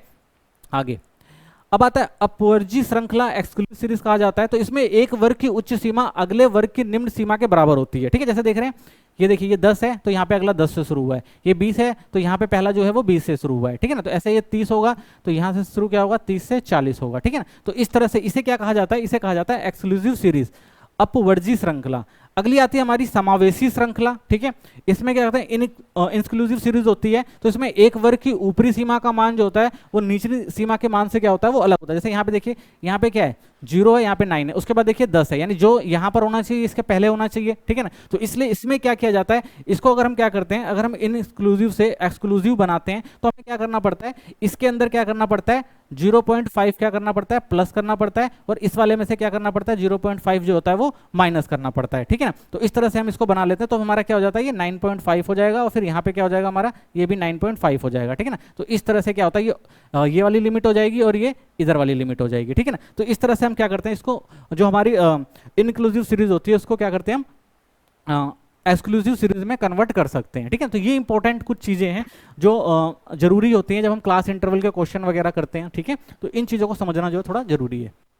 आगे देखते हैं, बारंबारता श्रृंखला के प्रकार बताओ। तो बारंबारता की जो श्रृंखला होती है उसके प्रकार क्या होते हैं, तो साधारण आवर्ती वितरण, सिंपल फ्रीक्वेंसी डिस्ट्रीब्यूशन, यह वितरण हमें बताता है कि कौन सा मान, जैसे संख्या कितनी बार आता है, जैसे छात्रों के 10, 20, 30 आदि अंक हैं, ठीक है ना। यानी कि कह सकते हैं भाई कि कुछ स्टूडेंट हैं उनके अंक कितने हैं, तो 10 हो गए, 20 हो गए, 30 हो गए, तो इसे क्या कहते हैं साधारण आवृत्ति, ठीक है ना। यानी सिंपल में कर दिया, हमें इसमें कुछ ज्यादा चीजें नहीं ली हैं, वो बता दिए भाई छात्रों में 1 के 10 हैं, 20 है, 30 है, तो यानी सीक्वेंस वाइज होता है। जैसे देख सकते हैं अनुक्रम 1 है, ठीक है ना, 18 है, 2 है, 95 है, 3 है, 82 है, 4 है, 59 है, 5 है, 92 है, ठीक है। तो ये सिंपल सा डेटा होता है, इसे साधारण आवर्ती विवरण कहते हैं, ठीक है। अगला संचयी आवर्ती वितरण जो होता है, जिसे हम कहते हैं कम्युलेटिव फ्रीक्वेंसी डिस्ट्रीब्यूशन, इसमें आवर्ती को जोड़ते हुए बताया जाता है, जिसमें हमें पता चलता है कि किसी विशेष मान तक सीमित कुल आवृत्ति हो गई है, ठीक है ना। इसमें 20-10 के बीच आकार के 8 परिवार हैं, ठीक है। इसमें क्या देखा जाता है, आवृत्ति, यानी एक आवृत्ति के अंदर कितने लोग आ रहे हैं, ठीक है। जैसे डेटा देखते हैं, मान लीजिए एक परिवार का जो आकार है, यानी एक बंदा जो एक परिवार में है वो उतने परिवार कितने हैं, 15 हैं, ठीक है। यानी यानी एक आदमी का जो परिवार है वो 15 है, 2 आदमी के जो परिवार हैं वो कितने हैं, 10 हैं, 3 आदमी के जो परिवार हैं वो कितने हैं, वो 20 हैं, ठीक है ना। तो इस तरह से किया जाता है, यानी ठीक है। नेक्स्ट, समूह आवर्ती वितरण, इसमें ग्रुप्ड फ्रीक्वेंसी डिस्ट्रीब्यूशन कहा जाता है। जब किसी डेटा के समूह यानी रेंज में बांटकर प्रस्तुत किया जाता है उसे समूह आवर्ती वितरण कहते हैं। जैसे विभिन्न आयु आकार की सीमाओं के अनुसार परिवारों की संख्या को दर्शाया जाना, ठीक है। देखिए एग्जांपल के तौर पे जैसे देख लीजिए प्राप्तांक है, यानी 0 से 10 के बीच में, ठीक है ना, कितने आवर्ती यानी कितने लोग हैं, 5 हैं। ऐसे 10 से 20 के बीच में कितने लोग हैं, 7 हैं। ऐसे 20 से 30 के बीच में कितने हैं, 10 लोग हैं। और 30 से 40 के बीच में कितने हैं, 8 हैं, ठीक है ना। तो इस तरह से इसको देखा जाता है, ठीक है ना। तो ये 3 तरह से होते हैं, एक साधारण होता है, ठीक है ना, और एक जो होता है इसे कह सकते हैं कि संचयी आवर्ती होती है, ठीक है ना। यानी एक ही बंदा एक परिवार होता है लेकिन कितनी संख्या उसको दिखाया जाता है, और उसमें क्या होता है निम्न और उच्च का मान, यानी 0 से 10 के बीच में रख दिया जाता है, 10 से 20 के बीच में रख दिया जाता है। तो इसे क्या कहते हैं, समूह, इसे कहते हैं समूह आवर्ती वितरण, ठीक है ना। तो ये 3 प्रकार की जो बारंबारता जो होती है वो श्रृंखलाएं होती हैं, ठीक है। अब देखिए कंटिन्यूस सीरीज सतत श्रेणी के विभिन्न प्रकार बताओ, तो सतत श्रेणी में कौन कौन से आते हैं? तो सतत श्रेणी में सबसे पहले आती है आपकी समावेशी श्रेणी आती है। इस श्रेणी में प्रत्येक सीमा लिमिट को शामिल किया जाता है, श्रेणी के निचले और ऊपरी मानों की सीमा में शामिल किया जाता है, ठीक है ना, यानी अपर लिमिट और लोअर लिमिट के हिसाब से इसको तय किया जाता है। जैसे इसके अंदर देख सकते हैं अंक सीमा देखिए 0 से 9, ठीक है ना, 5 है, फिर उसके बाद देखिए 10 से 9 8 है, ठीक है, 20 से 29 12 है, 30 से 39 10 है, और 14 से 49, ठीक है ना। तो जैसे हमने देखा था, बताया भी था कि देखिए यहाँ पर 9 है और यहाँ पर क्या है 10 है, इसलिए इसको क्या कहा जाता है, इन एक्सक्लूसिव सीरीज कहा जाता है, ठीक है, यानी ये वाला मान इसके बराबर नहीं होता है यहाँ पे, ठीक है। अगला देखते हैं बहिष्कारी श्रेणी यानी एक्सक्लूसिव सीरीज किसे कहा जाता है? इस श्रेणी में ऊपरी सीमा यानी अपर लिमिट को अगली श्रेणी में नहीं जोड़ा जाता है, केवल निचली सीमा को ही शामिल किया जाता है, ठीक है। अब इसके अंदर देख लीजिए, देखिए इसमें, ठीक है ना, 150 160 देखिए सेम है, ठीक है, ये देखिए यहाँ पे सेम है, ये देखिए यहाँ पे सेम है, ठीक है ना, तो लोगों की संख्या। तो इस तरह से यानी ये जो होता है ये समावेशी श्रेणी होती है और ये बहिष्कारी श्रेणी या एक्सक्लूसिव सीरीज कहा जा सकता है, ठीक है। तो इसमें क्या होता है, यहाँ पे 9 होता है, यहाँ पे 10 होता है। अगर हम इनको क्या करना है, बराबर करना है, तो हमें यहाँ क्या करना पड़ता है, यहाँ पे हमें करना पड़ता है 0.5 माइनस, और यहाँ पे करना पड़ता है 0.5 प्लस, और यहाँ पे करना पड़ता है 0.5 माइनस, ठीक है। तो ये हमारी एक्सक्लूसिव बन जाती है। जैसे यहाँ पे हमारा 9 था, तो अगर हमने इसको प्लस कर दिया तो कितना हो जाएगा, ये हमारा 9.5, ठीक है, और यहाँ पे हमने क्या कर दिया, माइनस कर दिया, तो यहाँ पे भी क्या आ जाएगा हमारा 9.5, ठीक है। तो इस तरह से हम क्या कर सकते हैं, इसको एक्सक्लूसिव सीरीज को एक्सक्लूसिव सीरीज में कन्वर्ट कर सकते हैं इन एक्सक्लूसिव सीरीज को, ठीक है। अब देखिए मध्यमान श्रेणी मिड वैल्यू सीरीज, इसमें वर्गों की सीमा का माध्य मान होता है, ठीक है, माध्यमान लिया जाता है। यदि कोई सीमा 10 से 20 है तो मध्यमान मिड वैल्यू होगा, यानी 10 प्लस 20 और क्या कर देंगे, डिवाइड कर देंगे 2 से, 15 हो जाएगा, ठीक है। तो ये हमने टेबल में भी देखा था, तो मध्य वैल्यू निकाली जाती है इसके अंदर, ठीक है ना।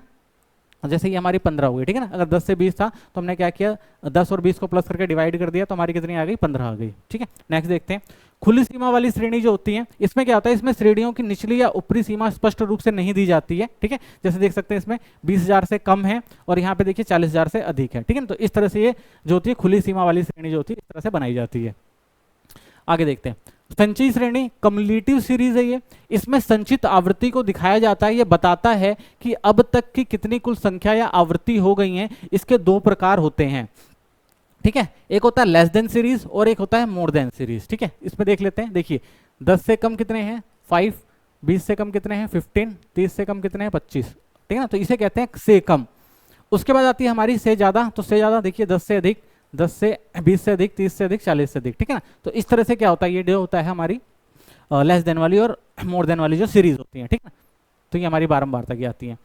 अच्छी तालिका, अब देखो अगला नेक्स्ट क्वेश्चन जो इंपॉर्टेंट आता है हमारे पेपर में वो आता है कि एक अच्छी तालिका की विशेषताएं बताइए, ठीक है ना। जो टेबल बनाई जाती है, जो टेबल की प्रेजेंटेशन होती है वो कैसी बनाई जाए कि उसको समझना आसान हो, क्योंकि जब भी हम बहुत सारा एक डेटा होता है उस डेटा को अगर हम पढ़ते हैं तो समझ में नहीं आता, लेकिन जब वो अगर हम उसको एक टेबलाइज कर देते हैं, अगर टेबल में वर्गीकृत कर देते हैं तो उसको समझना जो होता है वो आसान हो जाता है, ठीक है। जैसे देखते हैं, ये देखिए एक टेबल है, ठीक है ना, इस टेबल में अगर हम डेटा डालते हैं तो हम आसानी से समझ सकते हैं। जैसे ये देखिए कि राज्यों का नाम हमने डाल दिया, ठीक है ना, उसके बाद हमने जनसंख्या डाल दी और उसके बाद हमने यहाँ पे डाल दिया साक्षरता दर, यहाँ पे लिख दिया पुरुष साक्षरता दर कितनी है, महिला साक्षरता, कुल क्षेत्रफल किलोमीटर में कितना है, ठीक है ना, और भारत के राज्यों की जनसंख्या और साक्षरता इसका टाइटल बता दिया हमने, ठीक है ना। स्रोत देख लिया हमने, जनगणना में रिपोर्ट 2021 है, नोट जनसंख्या के आंकड़ों जो है वो अनुमानित है। तो इस तरह से क्या करते हैं हम टेबल बनाते हैं। तो जो टेबल बनाते हैं उनकी विशेषताएं क्या होती हैं वो देखते हैं। देखिए सुसंगत शीर्षक होना चाहिए, यानी जब भी हम टेबल बनाते हैं तो हमेशा क्या याद रखना चाहिए, अच्छा शीर्षक होना चाहिए टेबल का, ठीक है। तो एक अच्छा शीर्षक होना चाहिए। तुलना साक्षरता दर और जनसंख्या को आपस में रखा गया है, ठीक है, देख सकते हैं तुलना करी गई है इसके अंदर, जनसंख्या साक्षरता, ठीक है ना, पुरुष साक्षरता कितनी है, महिला साक्षरता दर कितनी है, ठीक है ना। और आदर्श आकार तालिका में सही संख्या में कॉलम और पंक्तियां होनी चाहिए। देखिए कॉलम सही होना चाहिए ना, हमारे जो भी रो और कॉलम जो होनी चाहिए वो सही होने चाहिए और पंक्ति में रखा जाना चाहिए। राज्यों के नाम को बाएं और बोल्ड किया जाना चाहिए, ठीक है ना, ये हो गया हमारे राज्यों का नाम जो है, ठीक है ना, इनको बोल्ड तरीके से दिखाया जाना चाहिए। सबसे बाएं कॉलम में राज्य का नाम रखा गया है, ठीक है, देख लिया हमने, ये देखिए। उसके बाद शून्य का उपयोग यानी जीरो के बदले एन का उपयोग किया जाना चाहिए, यानी हम कभी भी डेटा के अंदर जो होगा वो शून्य शून्य नहीं लिखेंगे। मान लीजिए अगर यहाँ पे हमें डेटा किसी का नहीं मिला है तो हम यहाँ पे क्या लिखेंगे, एन ए लिखेंगे, जीरो नहीं लिखा जाता। शीर्षक राज्य का नाम और जनसंख्या जैसे एक वचन के रूप में, ठीक है, देख सकते हैं इसके अंदर हमें राज्य का नाम है, ठीक है ना, ये राज्य का नाम हो गया हमारा, ठीक है ना, और जनसंख्या। संक्षिप्त कोई भी निश्चित रूप जैसे गवर्नमेंट उपयोग नहीं किया गया है, ठीक है। यानी एक चीज और याद रखनी, कभी भी एब्रीविएशन का यूज नहीं करना है टेबल के अंदर, क्योंकि वो समझ नहीं आएगी। फुट नोट दिया गया है, जनसंख्या आंकड़े अनुमानित है, देखिए नोट देना जरूरी है, क्योंकि आंकड़े जो होते हैं वो हमेशा 100% प्योर ना हो, तो इसलिए फुट नोट लिखना जरूरी होता है अगर उसमें आपको लगता है कुछ कमी है तो। जनसंख्या के लिए 00 का उपयोग किया गया है, ठीक है। यानी ये बताया जा रहा है यहाँ पे कि भाई जनसंख्या जो हम शब्दों में यूज करेंगे, ठीक है ना। कुल योग, ठीक है ना, कुल योग कर सकते हैं, लेकिन यहाँ पे हमारे पास ऐसा कोई डाटा नहीं है कि हम इसको कुल योग किया जाए, क्योंकि परसेंटेज में तो कुल योग भी कर सकते हैं। अगर हमारे पास कोई ऐसा डाटा है जिसको हम पूरा टोटल कर सकते हैं, तो हम क्या कर सकते हैं, उनका कुल भी निकाल सकते हैं। फुटनोट में अनुपातित आंकड़े होने का संकेत है, ठीक है ना। अनुमानित आंकड़े हमने बता दिए इसके अंदर। फुटनोट में जनगणना रिपोर्ट 2021 है, ये भी हमने बता दिया है कि भाई ये जो स्रोत हमने यूज किया है वो यहाँ से किया गया है। कॉलम आकार, सभी कॉलम समान और संतुलित होने चाहिए, ठीक है ना, कॉलम समान होने चाहिए। और सरल और आकर्षक, तालिका स्पष्ट और पढ़ने में आसान हो, ठीक है ना। जैसे आप देख रहे हैं तो ये जो होना चाहिए वो आसान होना चाहिए, ठीक है ना। तो इस तरह से हम क्या कर सकते हैं, एक टेबल बना सकते हैं। तो टेबल की जो होनी चाहिए ये विशेषता होनी चाहिए, ठीक है ना। तो इंपॉर्टेंट है, इनको याद रख लेना। अगला देखते हैं, तालिकाएं कितने प्रकार की होती हैं, ठीक है ना। तो तालिकाओं के कितने प्रकार होते हैं ये देखते हैं। सबसे पहले देखिए, तालिका जो होती है वो उद्देश्य के अनुसार होती है, ठीक है ना। तो जब उद्देश्य के अनुसार तालिका को देखा जाता है तो इसमें क्या होते हैं, सामान्य उद्देश्य तालिका आती है जिसके अंदर सामान्य जानकारी के लिए प्रयुक्त किया जाता है। उसके बाद आती है विशेष उद्देश्य तालिका, उद्देश्य के अंदर इसमें विशेष अध्ययन या विश्लेषण करना होता है, उसको देखा जाता है, ठीक है ना। अगर हम मूलता के अनुसार देखें तो मूल तालिका होती है इसके अंदर, इसमें सीधे स्रोत से प्राप्त किया जाता है डेटा। व्युत्पन्न तालिका होती है, अन्य तालिकाओं से प्राप्त डेटा का विश्लेषण किया जाता है इसके अंदर।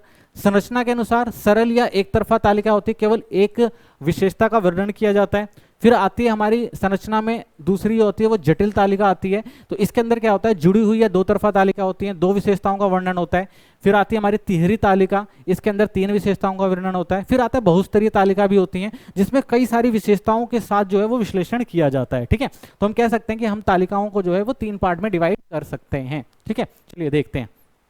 सबसे पहले उद्देश्य के अनुसार, अकॉर्डिंग टू पर्पस, यानी तालिका जो है वो पर्पस के हिसाब से कैसे बनाई जाती है। तो देखिए, सामान्य उद्देश्य की जो तालिका होती हैं, ऐसी तालिकाएं जिसमें सामान्य डेटा होता है जो कई उद्देश्यों के लिए उपयोग होता है, ठीक है ना। तो बहुत सारे उद्देश्य अगर हमें रखने हैं और उसके लिए कोई तालिका बनानी है, जनरल पर्पस है, तो उसको इकट्ठा कर सकते हैं। जैसे ये देखिए कि भारत में विभिन्न राज्यों की जनसंख्या और क्षेत्रफल, जैसे उत्तर प्रदेश हो गया, जनसंख्या और क्षेत्रफल, ठीक है ना। तो दो चीजों का इसमें विवरण देख सकते हैं, ठीक है ना। कोई एक जो हमारी तालिका है जो क्या है, कई उद्देश्य हैं, दो चीज पता करनी है, एक तो जनसंख्या कितनी है और क्षेत्रफल कितना है, ठीक है। नेक्स्ट देखते हैं, विशेष उद्देश्य तालिका, किसी विशेष अध्ययन या विश्लेषण के लिए बनाई गई तालिकाएं होती हैं इसके अंदर, ठीक है ना। जैसे एक कंपनी के मासिक बिक्री का विश्लेषण करना हो, जैसे कि भाई एक कंपनी है वो कितना उसको प्रॉफिट हो रहा है, कितना उसको लॉस हो रहा है, या कितना उसने बेचा सामान, ठीक है ना। तो इन सब चीजों के लिए कर सकते हैं। जैसे देखिए जनवरी, फरवरी, मार्च, अप्रैल, मई, ठीक है ना। तो ये क्या है, एक विशेष, जैसे उत्पादन ए की बिक्री कितनी हुई और उत्पादन बी की बिक्री कितनी हुई और टोटल कितना हुआ। तो इस तरह से भी क्या होती है, वो तालिकाएं जो होती है स्पेशल पर्पस के लिए बनाई जाती हैं, ठीक है।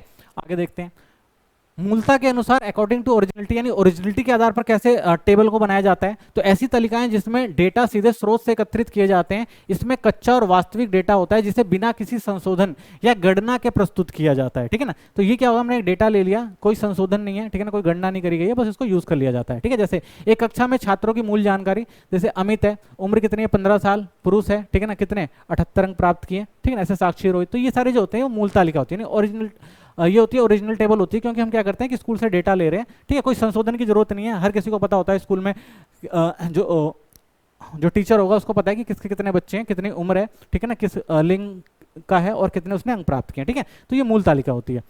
व्युत्पन्न तालिका क्या होती है, डाइव टेबल कहते हैं, ऐसी तालिकाएं जो अन्य मौजूदा तालिकाओं या डेटा स्रोतों से प्राप्त जानकारी का विश्लेषण, संशोधन या गणना करके बनाई जाती हैं, जिसमें आंकड़ों का सारांश, औसत, प्रतिशत या अनुपात होता है। तो इसके अंदर क्या होता है, इसमें एक तालिका के अंदर से बहुत सारी चीजों को और क्या किया जाता है, व्यवस्थित किया जाता है, ठीक है ना। जैसे एक मान लीजिए अगर ये डेटा आ जाता है तो इस डेटा को हम किस तरह से व्यवस्थित कर सकते हैं, ठीक है। जैसे छात्रों की औसत आयु और औसत प्राप्त अंक का विश्लेषण कीजिए, ठीक है ना। अब देखिए इसके अंदर क्या था, उम्र तो दे रखी थी, लेकिन अब उसने पूछा भाई पुरुष कितने हैं, तो पुरुष की अगर औसत आयु देखी जाए तो कितनी, अगर इनका औसत निकाला जाएगा तो कितना होगा, 15.67।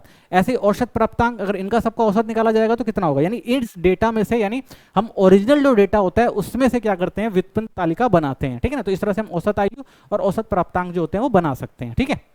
आगे देखते हैं, संरचना के अनुसार अकॉर्डिंग टू कंस्ट्रक्शन तो किस तरह से बनाई जाती है? सरल या एक तरफा तालिका होती है, सिंपल और वन वे टेबल। यह तालिका केवल एक ही विशेषता या चर का विवरण प्रस्तुत करती है। जैसे ये देखिए एक ही होगा, इसके अंदर क्या आयु दे रखी है और छात्रों की संख्या दे रखी है, ठीक है ना, इतने आयु के इतने बच्चे हैं। तो ये क्या होती है हमारी सिंपल और वन वे टेबल होती है, सिंपल सा इसके अंदर प्रेजेंटेशन किया जाता है। जटिल तालिका क्या होती है? Complex table. इसमें कई प्रकार की तालिकाएं आती हैं जो एक से अधिक विशेषताओं के साथ प्रस्तुत करी जाती हैं। तो इसमें क्या होता है, बहुत सारी विशेषताएं दिखाई जाएंगी, ठीक है। जैसे जुड़ी हुई या दो तरफा तालिका, देखिए इसके अंदर जैसे कक्षा के छात्रों का लिंग और आयु के अनुसार, ठीक है ना, 15 वर्ष आयु है, पुरुष 6 हैं और महिला जो छात्र हैं वो 4 हैं, ठीक है। तो इसमें क्या देख रहे हैं हम, ये हमारी क्या है, जुड़ी हुई या दो तरफा है, यानी दो तरफा हमें टेबल देखने को मिल रही है, ठीक है। आगे इसके अंदर देखते हैं, तिहरी तालिका भी होती है, ऐसी तालिका जिसमें 3 विशेषताओं का विवरण प्रस्तुत किया जाता है। जैसे इसके अंदर देखिए कि कक्षा के छात्रों में लिंग, आयु और विषय के अनुसार, देखिए इसमें 15 वर्ष आयु है, गणित में पुरुष 4, ठीक है ना। तो ये क्या होती है हमारी, ये तिहरी, यानी 3 जानकारियां जो होती हैं इसके अंदर इकट्ठा की जाती हैं। बहुस्तरीय तालिका, ठीक है ना, मैनफोल्ड टेबल कहा जाता है। ये सबसे जटिल तालिका होती है क्योंकि इसमें एक ही अधिक विशेषताओं के साथ विवरण होता है। इसमें 4 या अधिक विशेषताओं को एक साथ प्रस्तुत किया जा सकता है। तो इसके अंदर जो होता है वो ज्यादा चीजें रखी जाती हैं। जैसे इसके अंदर देख सकते हैं, इसके अंदर देखो लिंग, आयु, विषय, ग्रेड, इन सब का विवरण दिया गया, देख रहे हैं 1 2 3 4 5, ठीक है। तो 5 चीजें इसमें जुड़ी गई हैं। जैसे एक तो दे रखा भाई 15 वर्ष की आयु के जो है, गणित में ग्रेड, पुरुष छात्र और महिला छात्र। तो इस तरह से यानी मेन फोल्ड होती है, इसमें क्या होती है, बहुत सारी चीजों का विवरण प्रस्तुत किया जा सकता है एक साथ, ठीक है। चलिए अब देखते हैं नेक्स्ट क्वेश्चन हमारा जो है वो चित्रात्मक प्रस्तुति, डायग्राम प्रेजेंटेशन के प्रकार। जो चित्रात्मक प्रस्तुति होती है वो किस तरह से करी जाती है? तो देखिए चित्रात्मक जो प्रस्तुति होती है वो भी 3 प्रकार की होती है। पहली आती है ज्यामितीय रूप, ज्योमेट्रिक फॉर्म, जिसमें हम क्या देखते हैं, बार आरेख देखते हैं, पाई आरेख देखते हैं। तो बार आरेख क्या होता है, आयताकार बारों का उपयोग कर डेटा दिखाना होता है इसके अंदर, और इसमें क्या होता है, सर्कल के विभिन्न हिस्सों के माध्यम से डेटा देखते हैं। आवृत्ति आरेख जो होता है, इसे हिस्टोग्राम आता है इसके अंदर, डेटा की आवृत्ति को दर्शाने से जुड़ा यूज होता है इसके अंदर। बहुभुज होते हैं, पॉलीगन जिसे कहा जाता है, तो इसमें भी डेटा को यूज करके बनाया जाता है। ओजाइव होता है, ठीक है ना, ये संचयी आवृत्ति के वितरण के रूप में दर्शाया जाता है, ठीक है। अगला आता है हमारा तीसरा, अंकगणितीय रेखा ग्राफ, जिसे समय श्रेणी ग्राफ भी कहा जाता है। तो समय के साथ डेटा में जो परिवर्तन को दर्शाता है वो देखा जाता है, ठीक है। चलिए इसको देखते हैं अच्छे से। तो ज्यामितीय आरेख की बात करते हैं तो इसके अंदर हमारे क्या आता है, एक दंड आरेख आता है और एक वृत्त आरेख आता है। और जब हम दंड आरेख की बात करते हैं तो बारंबारता या गैर बारंबारता जो हमने देखा था फ्रीक्वेंसी डिस्ट्रीब्यूशन, उसके अकॉर्डिंग बनाया जाता है, जिसमें एक सरल दंड आरेख होता है, एक बहुगुणी दंड आरेख होता है, घटक दंड आरेख होता है, ठीक है ना। इसके अंदर भी कुछ अलग अलग तरह से देखे जाते हैं। तो सबसे पहले समझते हैं दंड आरेख होता क्या है। तो डेटा का आयताकार बारों के रूप में दर्शाते हैं, जहां प्रत्येक बार ऊंचाई या लंबाई डेटा के मान के अनुपात में होती है। इसका उपयोग विभिन्न श्रेणियों की तुलना के लिए किया जाता है, ठीक है। तो दंड आरेख के अगर हम प्रकार की बात करते हैं तो इसमें क्या होता है कि जो भी हमारे पास डेटा होता है उसको हम क्या करते हैं, एक तरह से उसकी जितना भी डेटा होता है उसका जो भी मान होता है उसके मान के अनुसार हम क्या करते हैं, एक आयताकार जो होता है वो आयताकार जो होते हैं वो बार बना दिए जाते हैं, ठीक है। तो दंड आरेख के प्रकार, तो सरल बार आरेख, एक श्रेणी को दर्शाने वाला बार, ठीक है। जैसे देख सकते हैं कि इसके अंदर में दे रखा है नंबर ऑफ स्टूडेंट कितने हैं, कितने लोगों को फुटबॉल पसंद है, बास्केटबॉल पसंद है, ठीक है। तो इसको हम क्या करते हैं, डेटा पे प्रेजेंट करते हैं, तो देख सकते हैं ये रहा, ठीक है ना। तो इस तरह से बनाया जाता है इसे, ठीक है ना। तो ये सरल दंड आरेख होता है। सामूहिक बार आरेख, एक ही ग्राफ में विविध श्रेणियों की तुलना की जाती है। तो सिंपल है, सिर्फ एक डेटा दे रखा है कि भाई कितने स्टूडेंट है और किसको क्या पसंद है। वही बहुगुणी दंड आरेख होता है, ये 2 भी हो सकता है, 3 भी हो सकता है। इसके अंदर देखिए जैसे मेल फीमेल दे रखा है, ठीक है। तो जैसे फ्रीक्वेंसी दे रखी है 10 20 30, कितने लोग जॉब कर रहे हैं, ठीक है ना, no job, summer, all year. तो ये इसमें देख रहे हैं मेल और फीमेल का दे रखा है, ठीक है। तो इस तरह से क्या होता है बहुगुणी, यानी 2 से ज्यादा डेटा या 3 भी रखा जा सकता है। तो जैसा जरूरत होती है उसके हिसाब से इसे बहुगुणी दंड आरेख कहा जाता है, ठीक है। फिर आता है मिश्रित बार आरेख, एक बार में विभिन्न घटकों को जोड़कर देखा जाता है, ठीक है। इसके अंदर देखिए ये देख रहे हैं आप, ठीक है ना, इसमें बॉयज और गर्ल को, इसमें देखिए number of student, football, hockey, rugby कितने को पसंद है। तो इसमें क्या कर दिया गया है देखिए, ठीक है, इसमें 2 को, यानी एक तरह से देखा जाए तो दोनों को एक साथ रख दिया गया है, ठीक है ना। ये तो आपको दिख रहे हैं बॉयज और ये आपको दिख रही हैं गर्ल्स, ठीक है। तो दोनों डाटा को एक में डालकर टोटल बना दिया जाता है भाई, कि दोनों को मिलाकर टोटल कितने जो है बच्चे वो क्या पसंद कर रहे हैं, ठीक है। आगे और भी होते हैं इसके अंदर अगर देखें तो, जैसे इसके अंदर आता है आप देख सकते हैं, ठीक है, हॉरिजॉन्टल, यानी जो वर्टिकल होता है इसको हॉरिजॉन्टल भी बनाया जा सकता है, लिखा जा सकता है, ठीक है। साथ में परसेंटेज भी होता है, परसेंटेज के हिसाब से भी बनाया जा सकता है कि किसको कितना परसेंट क्या पसंद है, तो उसके हिसाब से परसेंटेज डायग्राफ बनाया जाता है, ठीक है। जैसे मान लीजिए गर्ल्स को इतना, ये किसी को फुटबॉल इतना पसंद है, क्रिकेट इतना पसंद है, टेनिस इतना पसंद है। तो इस तरह से अगर जितने बच्चे हैं उनकी रुचि के अनुसार हम क्या कर सकते हैं, परसेंटेज में भी क्या बना सकते हैं, पैराग्राफ बना सकते हैं, ठीक है। डिविजन बार डायग्राम होता है, इसके अंदर क्या होता है कि अगर आपको किसी कंपनी में हर महीने या हर साल में कितना प्रॉफिट और लॉस हो रहा है तो उसके अकॉर्डिंग भी बनाया जा सकता है। जैसे ये देखिए प्रॉफिट हो गया, ये लॉस हो गया, ये प्रॉफिट हो गया, ये लॉस हो गया। तो इस तरह से भी हम क्या कर सकते हैं, डिविजन बार ग्राफ जो है वो बना सकते हैं। ठीक है, तो ये अलग अलग तरीके हैं डायग्राम बनाने के। ठीक है, वो डेटा के अकॉर्डिंग, जैसा डेटा होता है उसके अकॉर्डिंग हम बार ग्राफ बनाते हैं। ठीक है, अब देखते हैं वित्तीय चित्र। ठीक है ना, पाई चार्ट क्या होता है, तो देखिए ये एक वृत्त को विभिन्न भागों में विभाजित करके प्रत्येक घटक का कुल मूल्य योगदान दिखाने वाला आरेख है। इसे पाई चार्ट भी कहा जाता है। हर घटक का मान प्रतिशत में दिखाया जाता है, ठीक है, ना कि सीधे मान में। पूरे वृत्त में 360 डिग्री होती है। हर घटक का कोणीय मान निकाला जाता है, यानी पहले क्या करना पड़ता है हमें, घटक का जो है वो कोण, क्योंकि हमारा जो पूरा सर्कल होता है वो 360 का होता है और उसके अकॉर्डिंग हमें क्या करना पड़ता है, इसको बांटना पड़ता है। ठीक है ना, तो इसलिए हमें क्या करना पड़ता है, पहले उसका कोणीय मान निकालना पड़ता है। तो कोणीय मान निकालने के लिए घटक का मूल्य और जो कुल मूल्य होता है उसको अपॉन में रख के इंटू में 360 कर देते हैं तो आ जाता है। ठीक है, जैसे मान लीजिए अगर भोजन का खर्च कितना है, 30% है, तो उसका कोणीय मान क्या होगा, तो 3 इंटू 360 अपॉन में क्या कर देंगे 100 से हम डिवाइड कर देंगे तो हमारा कितना हो जाएगा 108 डिग्री। तो इस तरह से हम क्या कर सकते हैं, पहले परसेंटेज से किस में कन्वर्ट कर सकते हैं, डिग्री में कन्वर्ट कर सकते हैं। ठीक है ना, तो डिग्री में कन्वर्ट करने के बाद उसके बाद हम क्या करते हैं, पाई चार्ट बना सकते हैं। जैसे हमारा डेटा है, देख सकते हैं आप। ठीक है ना, ये फूड है, ये मान है इतना प्रतिशत था, ये हमारा कोणीय मान आ गया। ठीक है ना, तो अब इस कोणीय मान को हम क्या करते हैं, किस पे, ऐसे जो है अपने जो भी हमारा पाई चार्ट होता है उसके ऊपर एक सर्कल बना के और जितना जिसका होता है उसको हम इंडिकेट कर सकते हैं। ठीक है ना, तो इस तरह से इंडिकेट कर सकते हैं। ठीक है, तो ये हमारा जो हो गया, ये हो गया हमारा पाई चार्ट। ठीक है, आगे देखते हैं आवर्ती चित्र, फ्रीक्वेंसी डायग्राम। जो हमारे फ्रीक्वेंसी डायग्राम होते हैं वो कैसे बनते हैं, तो ये होते हैं हमारे आयत चित्र, बारंबारता बहुभुज, बारंबारता वक्र और संचय आवृत्ति। ठीक है ना, तो ये 4 तरह से बनाए जाते हैं। तो देखते हैं इनको। सबसे पहले देखते हैं आयत चित्र यानी हिस्टोग्राम क्या होता है। तो देखिए यह एक द्विव्यामी यानी 2 डायमेंशन चित्र है जिसमें आंकड़ों को वर्ग अंतराल और उनकी आवृत्ति के आधार पर यानी आयतों रेक्टेंगल के रूप में दर्शाया जाता है। कैसे बनता है, आयत की ऊंचाई वर्ग की आवृत्ति फ्रीक्वेंसी दर्शाती है।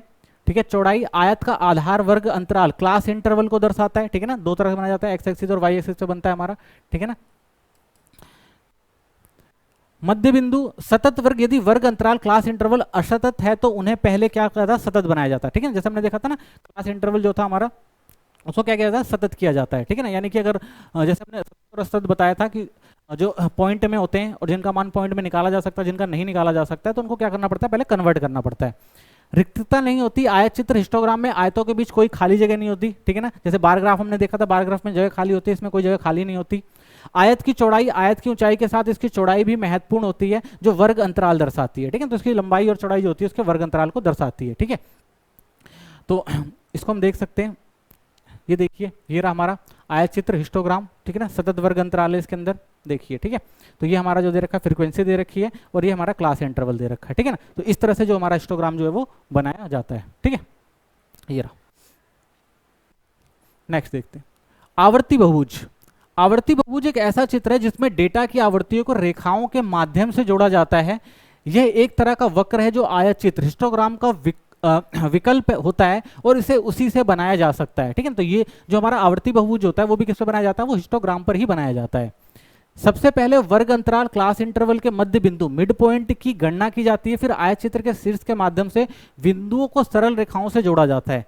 चित्र को पूरा करने के लिए दोनों सिरों का आधार रेखा एक्स से जोड़ दिया जाता है। ठीक है, और मुख्य बिंदु क्या है इसके, ये आयत चित्र का एक सरल और स्पष्ट रूप है, वर्ग अंतराल की आवृत्ति और रेखाओं द्वारा दिखाता है। ठीक है, देखिए ये रहा ऐसा। ठीक है, ये ऐसा बनाया जाता है, ये देखिए हमारा। ठीक है, इस तरह से बनाया जाता है। नंबर ऑफ स्टूडेंट्स हो गए, हमारे हाइट सेंटीमीटर हो गए। ठीक है ना, अब ये देख रहे हैं ये इससे मिल रहा है, इससे मिल रहा है, तो ये एक सीधी रेखा में जाता है। ठीक है ना, इसको क्या किया जाता है, सीधा स्केल से नापा जाता है। ठीक है ना, स्केल से नाप के फिर ऐसे इसको क्या किया जाता है, मिलाया जाता है। तो इससे हम क्या कहते हैं, बारंबारता बहुभुज। ठीक है ना, आवर्ती बहुभुज कहा जाता है इसको। ठीक है, नेक्स्ट देखते हैं आवर्ती वक्र, फ्रीक्वेंसी कर्व। यह आवर्ती बहुभुज के बिंदुओं को सीधी रेखाओं के बजाय एक मुलायम वक्र से जोड़ा जाता है जो इसे आवर्ती वक्र कहते हैं। इसे सरलित आवर्ती वक्र भी कहा जाता है। कैसे बनता है, पहले आवर्ती बहुभुज के लिए बिंदु मिड पॉइंट की गणना की जाती है, इसके बाद इन बिंदुओं को एक मुलायम वक्र द्वारा जोड़ा जाता है ताकि यह एक तरल आकार में दिखे, ठीक है ना। तो आवर्ती वक्र डेटा रुझान ट्रेंड को अधिक सहजता से दिखाता है। यह वक्र बहुभुज की तरह सीधा नहीं होता बल्कि बिंदुओं को मुलायम तरीके से जोड़ना होता है, ठीक है ना। तो उसमें हमने क्या देखा था, उसमें हमने देखा था पहले हमें क्या करना पड़ता था, उसको सीधी लाइन में लेके जाना पड़ता है, लेकिन ये जो होता है वो हमारा क्या होता है, वो फ्रीली हैंड होता है, ठीक है ना। इसको ऐसे यहाँ से लिया और फ्रीली हैंड इसको मिड पॉइंट में, जो भी इसका मिड पॉइंट है, ठीक है ना, तो इस मिड पॉइंट पे हम क्या करते हैं, इसको ऐसे लेके जाते हैं, ठीक है ना, फ्रीली हैंड जाता है ये एकदम ऐसे, ठीक है, और ऐसे ले जाके इसको हम क्या करते हैं, ऐसे मिला देते हैं, ठीक है ना। तो ये फ्रीली होता है, उसमें हमने देखा था क्या करना पड़ता है, सीधी लाइन खींचनी पड़ती है, और ये जो होता है वो फ्रीली हैंड होता है। तो इसे क्या कहते हैं, आवर्ती वक्र, फ्रीक्वेंसी कर्व कहा जाता है इसे, ठीक है। नेक्स्ट देखते हैं ओजाइव या संचयी आवर्ती वक्र, ठीक है ना। फिर हमारा ओजाइव आता है, कम्युनिटी फ्रीक्वेंसी कर्व आता है। ये एक वक्र है जो संचयी आवृत्तियों को दर्शाता है। ये दो प्रकार के होते हैं, से कम ओजाइव यानी प्रत्येक वर्ग की ऊपरी सीमा संचय आवृत्ति होती है, से अधिक ओजाइव प्रत्येक वर्ग की निचली सीमा से शुरू होकर संचय आवृत्ति आती है, ठीक है। तो से कम ओजाइव वर्तमान वर्ग की आवृत्ति में सभी पिछले वर्गों की आवृत्तियों को जोड़ते हैं और ऊपरी सीमा पर प्लाट कर देते हैं, ठीक है ना। तो ये एक पूरा एक सिस्टमिक तरीके से होता है, यानी कि नीचे से ऊपर वाले को क्या करता है, जोड़ा जाता है, ठीक है ना, और अधिक वाले में क्या होता है, उससे अधिक वर्गों क्या होता है, वो घटाया जाता है, ठीक है। ये जो हम न्यूमेरिकल्स वाले क्वेश्चन करेंगे तो उसमें हम इसको अच्छे से समझेंगे, ठीक है। अभी आप देख लीजिए बस ये होता क्या है, क्योंकि अभी हम सिर्फ थ्योरी कर रहे हैं। से अधिक ओजाइव, ठीक है ना, तो इस तरह से बनाया जाता है। इसको अगर हम देखते हैं तो मुख्य बिंदु क्या होती है इसके अंदर, वाई अक्ष पर संचय आवृत्ति, एक्स अक्ष पर वर्ग अंतराल होता है, वहीं दोनों वक्रों का प्रतिच्छेद बिंदु यानी मीडियन दिखाता है, ठीक है। जैसे ये देखिए, ठीक है, तो ये हमने देखा, ये हमारा क्या है, ये हमारा लेस देन हो गया, ठीक है ना, और ये वाला हमारा जो हो गया वो मोर देन हो गया, ठीक है ना, ग्रेटर देन हो गया। अब इसके अंदर क्या होता है, ये वाला जो होता है जहां पर ये मिलते हैं इसे हम क्या कहते हैं, मीडियन कहते हैं, ठीक है। तो इस तरह से ये जो है वो बनाया जाता है, ठीक है। नेक्स्ट देखते हैं कालिक श्रृंखला ग्राफ या रेखीय ग्राफ यानी टाइम सीरीज ग्राफ क्या होता है, ठीक है। तो इसको भी देख लेते हैं। आंकड़ों के चित्रात्मक प्रस्तुतिकरण की यह विधि रेखीय ग्राफ या कालिक श्रृंखला ग्राफ कहलाती है। यह समय, घंटे, दिन, महीना, वर्ष आदि के साथ बदलते हुए आंकड़ों का चित्रात्मक प्रदर्शन है, ठीक है ना। इसमें क्या करते हैं, आंकड़ों को चित्रात्मक रूप से दिखाया जाता है। तो समय के अनुसार डेटा में बदलाव और ट्रेंड को समझने में सहायक होता है कि भाई महीने के अनुसार, ठीक है, या कह सकते हैं महीने के अनुसार हो गया, साल के अनुसार हो गया, या समय के अनुसार किस तरह से बदलता है। तो एक सरल और स्पष्ट चित्रों के आंकड़ों को उतार चढ़ाव को दर्शाता है, ठीक है। जैसे आपने क्रिकेट मैच में देखा होगा, जो दिखाते हैं ना कि 10 ओवर में इतने रन, फिर उसके बाद 10 से 20 में इतने, 20 से 30 में इतने, तो इस तरह से इसको प्रस्तुत किया जाता है, ठीक है। क्षैतिज एक्स पर समय को अंकित किया जाता है, जैसे दिन, महीना, साल। लंबवत अक्ष पर आश्रित चर होता है, ठीक है, डिपेंडेंट दर्शाया जाता है, जैसे तापमान, विक्रय उत्पादन आदि, ठीक है ना। समय के साथ प्राप्त आंकड़ों के बिंदुओं को सरल रेखाओं से जोड़कर रेखीय ग्राफ बनाया जाता है, ठीक है। तो ये चीज होती है इसके अंदर, देख सकते हैं आप, ठीक है। ये देखिए, ये मोबाइल का उत्पादन है 2011, 12, 13, 14, 15, 16, देख रहे हैं कैसे बढ़ रहा है, ठीक है। तो एक चर वाला होता है, इसमें दो चर वाले भी होते हैं। तो दो चर वाले देख सकते हैं कि भाई मोबाइल फोन का उत्पादन जो था वो किस तरह से कितना डिफरेंस आया है, ठीक है ना। तो दो चर वाले में भी देख सकते हैं इस तरह से ये है, ठीक है। नेक्स्ट क्वेश्चन देखते हैं, आरेखीय प्रस्तुतिकरण रेखीय ग्राफ के गुण और दोष, ठीक है ना। जो हमारा रेखीय जो प्रस्तुतिकरण होता है उसके क्या गुण और दोष होते हैं। तो देखिए, गुण ये सबसे सरल और शीघ्र समझ प्रदान करता है, ठीक है ना। इसको समझना जो होता है वो आसान होता है, केवल तुलना के लिए उपयुक्त होता है, ठीक है ना। दोष ये है कि भाई हम सिर्फ इसकी क्या कर सकते हैं, तुलना कर सकते हैं, कोई निष्कर्ष नहीं निकाल सकते। डेटा को ठोस और आसानी से समझने योग्य बनाता है। तो फायदा ये है कि इसको हम आसानी से समझ सकते हैं, ठीक है ना, अच्छा दिखता है ये। आसानी से गलत व्याख्या की जा सकती है, ठीक है ना, तो इसकी थोड़ी गलत व्याख्या भी हो सकती है, ये इसकी एक समस्या है। अधिक प्रभावी होता है, ठीक है ना, देखने में अच्छा होता है, समझ में आ जाता है देखते ही, तो प्रभावी होता है। सीमित जानकारी प्रदान करता है, लेकिन समस्या ये है कि प्रभावी तो होता है लेकिन जानकारी जो होती है ना वो सीमित देता है, उतनी ज्यादा जानकारी देखने को मिलती नहीं है। आकर्षक और लंबे समय तक प्रभावी होता है, तो कह सकते हैं भाई लंबे समय तक इस डाटा को देख के हम सीख सकते हैं, समझ सकते हैं, ठीक है। लेकिन बात है इसके अंदर की पुनः विश्लेषण के लिए उपयुक्त नहीं होता, यानी हम दोबारा से इसका पुनः विश्लेषण नहीं कर सकते, उसमें कुछ सही या गलत जो है वो कर नहीं सकते, ठीक है। नेक्स्ट देखते हैं ग्राफिक प्रस्तुति के लाभ और दोष। अब ग्राफ के देखते हैं क्या फायदे और नुकसान होते हैं। तो डेटा को सरल और समझने में आसान बनाता है, तो ग्राफ जो होता है उसको हम देखते हैं तो आसानी से समझ सकते हैं। कभी कभी गलत व्याख्या का जोखिम होता है, तो ये कभी कभी क्या होता है जिसकी व्याख्या जो होती है लोग गलत कर देते हैं, ठीक है, अगर समझ में ना आए तो। आंकड़ों की तुलना में जल्दी स्पष्ट रूप से समझ में आते हैं, यानी अगर हम कोई चीज ग्राफ देखते हैं तो आंकड़ों की बजाय ग्राफ को देख के चीजें जो होती हैं बहुत जल्दी से समझ में आ जाती हैं, ठीक है। क्या है, केवल सीमित जानकारी दिखाने में सक्षम है, तो ग्राफ में हम ज्यादा डेटा यूज नहीं कर सकते, ज्यादा जानकारी इंक्लूड नहीं कर सकते, ये समस्या होती है।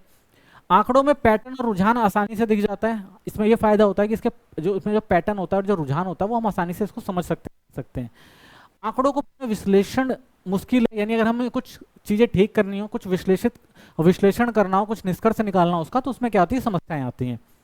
आकर्षक और विजुअल रूप से प्रभावी होता है, यानी देखने में अच्छा लगता है और देखते ही लोगों को समझ में आ जाती है बहुत सारी चीजें क्या चीजें हैं। जटिल आंकड़ों के लिए उपयुक्त नहीं है, लेकिन एक साथ कई आंकड़े अगर उसके अंदर दे दिए जाएं तो उसको समझना भी होता है, थोड़ा मुश्किल हो जाता है, ठीक है ना। यानी कुछ डेटा के लिए तो ठीक है, लेकिन जब ज्यादा ही डेटा उसके अंदर यूज किया जाता है तो उसको समझना मुश्किल हो जाता है। प्रस्तुति को अधिक प्रभावशाली और रोचक बनाता है, ठीक है ना, यानी रोचक होता है, लोगों की देखने में उसकी जो रोचक होता है तो लोग उसे अच्छे से देखते हैं, समझते हैं, ठीक है ना, उनकी उत्सुकता बढ़ती है इसको देखने के लिए। करने के लिए समय और संसाधन की आवश्यकता होती है, थोड़ा टाइम लगता है, इसके अंदर संसाधन चाहिए होते हैं, ठीक है ना। तो ये इसकी जो है गुण और दोष हैं, ठीक है, इन दोनों के। थैंक फॉर वॉचिंग, मिलते हैं हम नेक्स्ट वीडियो में जिसमें हम न्यूमेरिकल्स करेंगे। इस वाले में हमने पूरा का पूरा देखा, जो भी हमारे क्वेश्चन बनते हैं स्टैटिस्टिक में, जो भी हमारे थ्योरी वाइज क्वेश्चन आते हैं पेपर में, ठीक है ना, तो ये सारे थ्योरी वाइज क्वेश्चन थे। न्यूमेरिकल्स जो हैं या जो भी इंपॉर्टेंट क्वेश्चन बनते हैं न्यूमेरिकल वाइज, उसको हम नेक्स्ट वीडियो में देखेंगे, ठीक है। थैंक फॉर वॉचिंग, मिलते हैं नेक्स्ट वीडियो में।